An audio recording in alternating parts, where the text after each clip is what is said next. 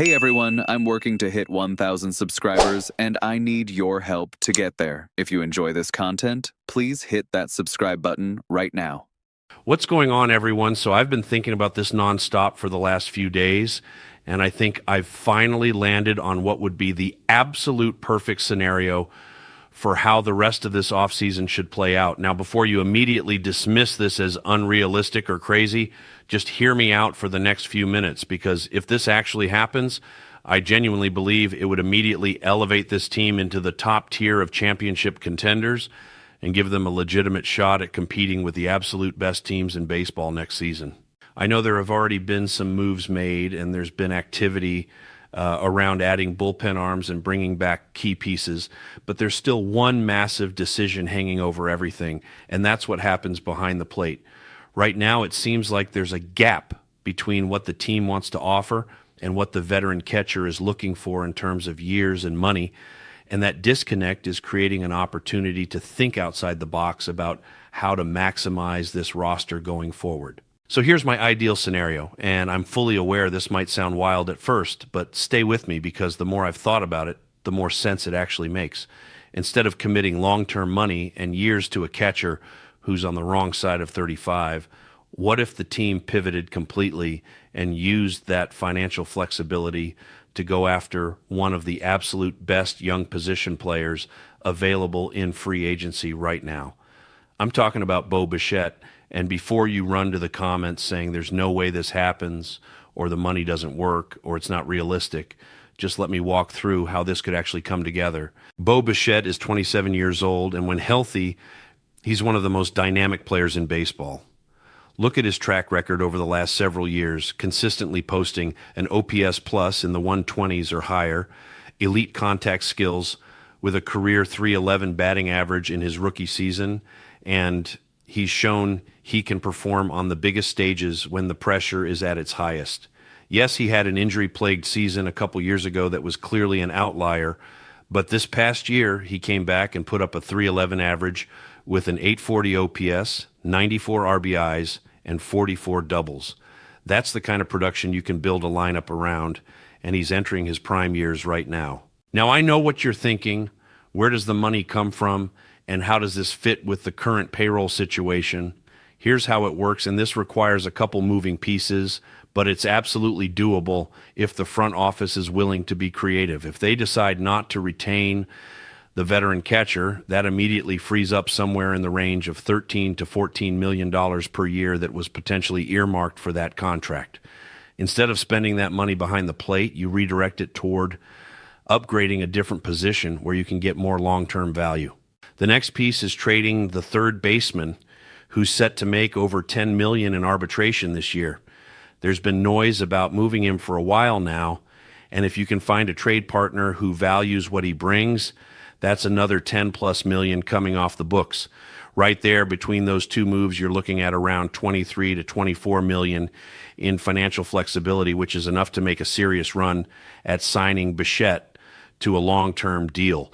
It would probably need to be 6 or 7 years, maybe even 8, but he's only 27, so you're locking up his entire prime, and you're getting a guy who can be a cornerstone of your lineup for the next half decade. Here's where it gets really interesting from a roster construction standpoint. Bichette has already indicated to teams that he'd be open to moving to second base, which solves the biggest logistical challenge. The shortstop position is locked down long term, and there's no reason to move that player who just had an excellent defensive season and is clearly comfortable at that spot. So Bichette slides over to second base, where he's shown he can play competently, and you move your current second baseman over to third base. Now, some people might push back on that and say the second baseman isn't a natural fit at third, but here's the thing. He started his career at third base, and he's one of the best defenders in baseball, period. His instincts and athleticism translate across the infield, and while he might not be quite as elite at third as he is at second, he would still be a significant defensive upgrade over the current third baseman.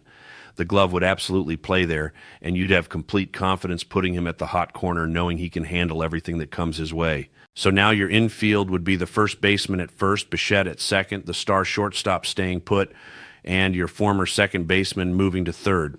That's an infield with elite defense up the middle, power throughout the lineup and the kind of balance between left-handed and right-handed bats that makes it impossible for opposing managers to exploit matchups late in games. You pair that with the outfield group that's already in place and a pitching staff that's rounding into form, and you're looking at a complete roster with no glaring weaknesses. The one concession you have to make in this scenario is behind the plate. And yes, that would be a step down defensively from what the veteran catcher has provided over the years. But let's be honest about where things stand right now. The blocking isn't what it used to be, even though the arm is still elite and can throw out runners with ease. And at 35 years old, how much longer is that defensive value really going to last? If he's asking for 3 or 4 years and the team is hesitant to go there, maybe that's a sign that it's time to explore other options. The catching market has some affordable veteran options who can provide stability without breaking the bank. There are guys who've put up solid numbers and can handle a pitching staff competently, and you could sign one of them for $3 or $4 million per year instead of committing $14 or $15 million annually to an aging catcher. Or better yet, you could explore the trade market and try to find a young, controllable catcher who has major league experience and can be your everyday guy.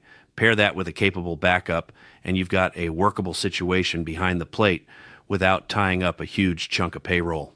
The financial math here actually makes a lot of sense when you break it down. You're essentially reallocating money that would have gone to the catcher and the third baseman, and instead putting it toward a 27-year-old middle infielder who's entering his prime and can be a foundational piece for the next 6 to 8 years. That's smart resource allocation, and it addresses the long-term competitive window instead of just plugging holes for the next season or two. Look, I fully understand this is not the most likely scenario to actually play out. The front office would have to be willing to make a bold move and pivot away from the more conservative approach they've taken recently. But if I'm making the decisions, this is the direction I'm running in, because Bo Bichette over the next 3 years is going to provide more value than a 35-year-old catcher over the next 3 years. And you're setting yourself up for sustained success instead of just trying to squeeze one more good season out of a declining player. The other reality here is that this is a business, and sometimes you have to make tough decisions that aren't popular in the moment, but make sense for the long-term health of the organization. If both sides aren't seeing eye to eye on a contract extension right now, maybe that's telling you something. Maybe it's time to recognize that the relationship has run its course, and the best move for everyone involved is to part ways and allow both parties to find situations that work better for their respective goals. So that's my ideal scenario for how the rest of this offseason should unfold. Let the veteran catcher walk, find an affordable replacement behind the plate either through free agency or trade, move the third baseman for whatever value you can get, sign Bo Bichette to a long-term deal, and shift the defensive alignment to accommodate everyone. The end result is an infield with the first baseman, Bichette, the star shortstop, and your elite defender moving to third. That's a championship caliber infield right there. And when you combine it with the rest of the roster, you're talking about a team that can go toe-to-toe with anyone in October. I want to know what you think about this, because I'm sure some of you are going to love it and some of you are going to think I've completely lost my mind. Drop your honest reaction in the comments and let me know if you'd be on board with making this kind of aggressive move, or if you think staying the course is the smarter play. And before you go, make sure you're subscribed, because we're going to be covering every single development as this offseason continues to unfold. There's still a lot that can happen, and you don't want to miss it when things start moving. Thanks for rocking with me, and I'll catch you in the next one.